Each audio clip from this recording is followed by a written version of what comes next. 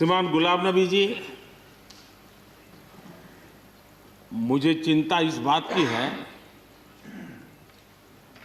कि गुलाम नबी जी के बाद इस पद को जो संभालेंगे उनको गुलाम नबी जी से मैच करने में बहुत दिक्कत पड़ेगी।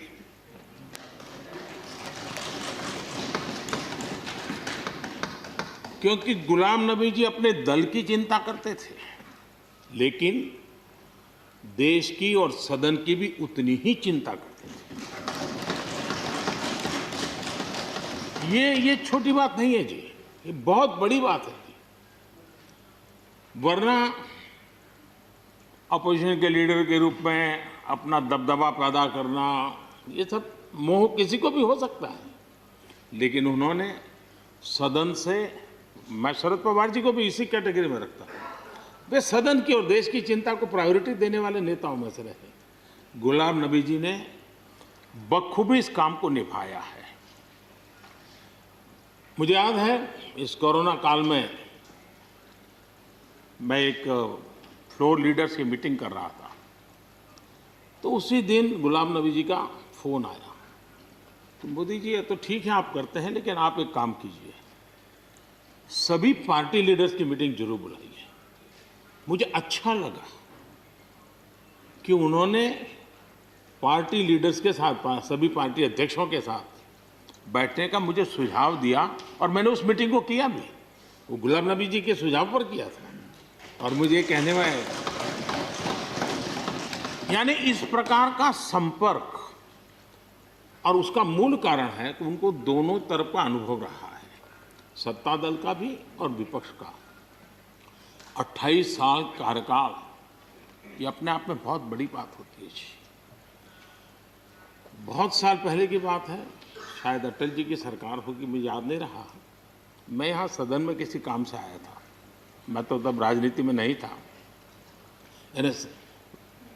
ये इलेक्टोरल पॉलिटिक्स में नहीं था, मैं संगठन का काम करता था। तो मैं और गुलाम नबी जी ऐसे ही लॉबी में गप्पे मार रहे थे, और जैसा पत्रकारों का स्वभाव रहता है, बराबर नज़र लगाए बैठे थे कि ये दोनों का मेल कैसे हो सकता है। हम हंसी खुशी से बातें कर रहे थे, तो हम जैसे ही निकले तो पत्रकारों ने घेर लिया। गुलाम नबी जी ने बहुत बढ़िया जवाब दिया था, वो जवाब हम लोगों के लिए बहुत काम आने वाला है। उन्होंने कहा, भाई देखिए, आप लोग हमको अखबारों में या टीवी माध्यमों में या पब्लिक मीटिंग में लड़ते झगड़ के देखते हो, लेकिन सचमुच में इस छत के नीचे हम जैसे एक परिवार का वातावरण कहीं नहीं होता है। इतनी हमारी आत्महत्या होती है, इतने सुख दुख होते हैं। ये जो स्पिरिट है, वो स्पिरिट अपने आप में बहुत बड़ी बात होती है। गुलाम नबी जी का एक शौक शायद बहुत कम लोगों को पता होगा, और कभी उनके साथ बैठोगे तो बताएंगे। हम सरकारी बंगलों में रहते हैं, तो बंगले की दीवारें, अपना सोफा सेट, उसी के आसपास हमारा दिमाग रहता है। लेकिन गुलाम नबी जी ने उस बंगले में जो बगीचा बनाया है, यानी एक प्रकार से कश्मीर की घाटी की याद दिला दे, ऐसा बगीचा बनाया है। और इसका उनको गर्व भी है, वो समय देते हैं, नई नई चीज़ें जोड़ते हैं, और हर बार जब कंपटीशन होती है तो उनका बंगला नंबर 1 ले आता है। यानी अपने सरकारी जगह को भी कितने प्यार से संभालना, यानी बिल्कुल मन से उन्होंने इसको संभाला है। जब आप मुख्यमंत्री थे, मैं भी एक राज्य का मुख्यमंत्री के नाते काम करता था, हमारी बहुत गहरी निकटता रही उस कार्यकाल में।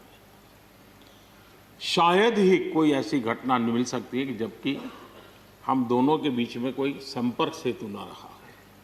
एक बार गुजरात के यात्री, क्योंकि जम्मू कश्मीर में जाने वाले टूरिस्ट में गुजरात बहुत बड़ा नंबर रहता है, और टेररिस्टों ने पर हमला कर दिया, करीब 8 लोग शायद मारे गए। सबसे पहले गुलाम नबी जी का मुझे फोन आया।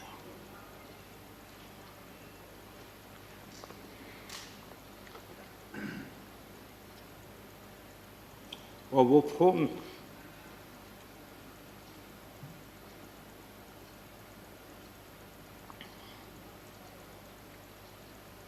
सिर्फ सूचना देने का नहीं था,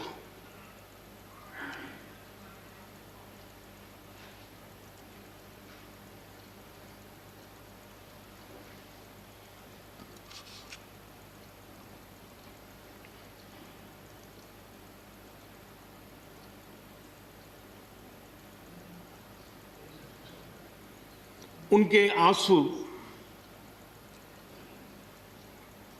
रुक नहीं रहे थे। फोन पे उस समय प्रणब मुखर्जी साहब डिफेंस मिनिस्टर थे। मैंने उनको फ़ोन किया, मैंने कहा साहब अगर फोर्स का हवाई जहाज़ मिल जाए डेड बॉडी को लाने के लिए। रात देर हो गई थी। प्रणब मुखर्जी साहब ने कहा आप चिंता मत कीजिए, मैं करता हूँ व्यवस्था। लेकिन रात में फिर गुलाम नबी जी का फोन आया। वे एयरपोर्ट थे।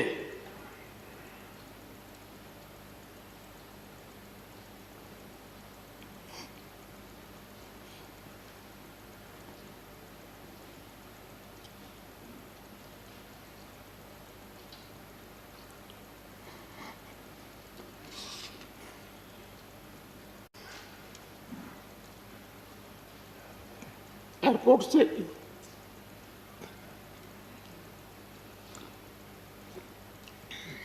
उन्होंने मुझे फोन किया और जैसे अपने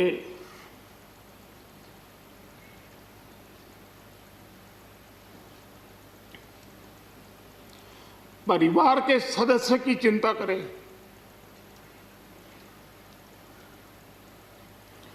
वैसी चिंता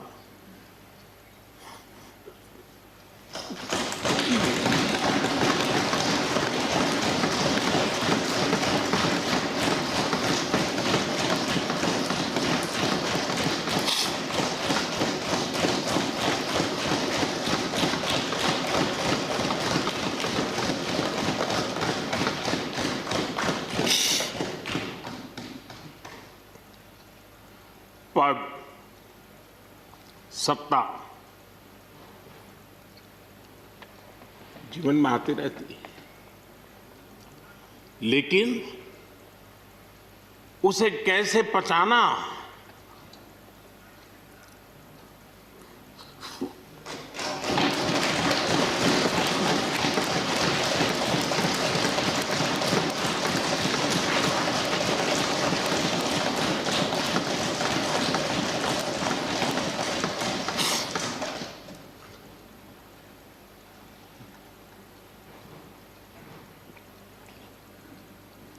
मेरे लिए बड़ा भावुक पल था।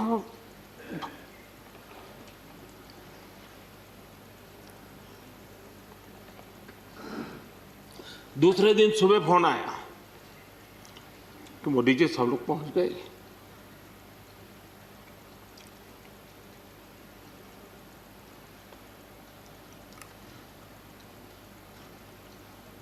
इसलिए एक मित्र के रूप में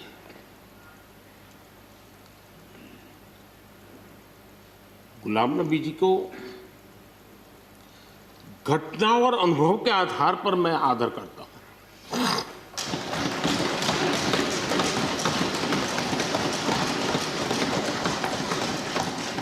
और मुझे पूरा विश्वास है कि उनकी सौम्यता, उनकी नम्रता, इस देश के लिए कुछ कर गुजरने की उनकी कामना, वो कभी उनको चैन से बैठने नहीं देगी।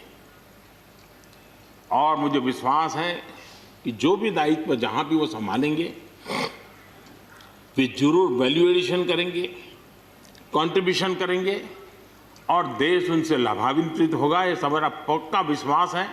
मैं फिर एक बार उनकी सेवाओं के लिए आदरपूर्वक धन्यवाद करता हूं और व्यक्तिगत रूप से भी मेरा उनसे आग्रह रहेगा कि मन से मत मानो कि अब आप इस सदन में नहीं हो। आप के लिए मेरे द्वार हमेशा खुले, इन चारों माननीय सदस्यों के लिए खुले हैं। आपके विचार, आपके सुझाव, क्योंकि देश में सब बहुत ज़रूरी होता है, ये अनुभव बहुत काम आता है, मुझे मिलता रहेगा, ये अपेक्षा मैं रखता ही रहूँगा। आपको मैं निवृत्त होने नहीं दूंगा। फिर एक बार बहुत शुभकामनाएं, धन्यवाद।